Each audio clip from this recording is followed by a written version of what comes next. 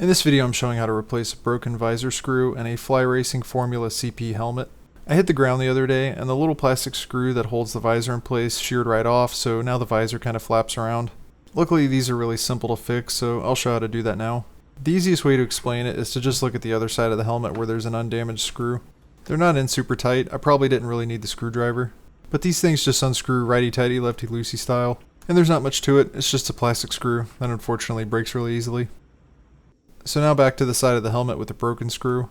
There wasn't much to grab onto here, so I just used a pair of needle nose pliers to unscrew what was left in the threads.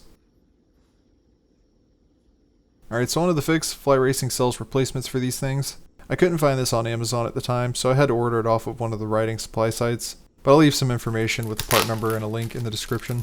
You get 3 replacement screws. 2 of them go in the holes on the sides of the helmet, and then the one with the wings goes under the center of the visor. So there's not much left to the story here. I just put the replacement screw in and I'm good as new.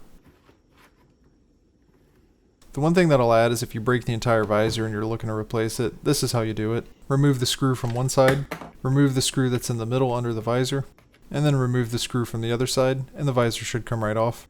But I haven't broken that yet, so I'm going to put mine back together. Anyhow, that's it for this video. Hit like if it helped you out, and thanks for watching.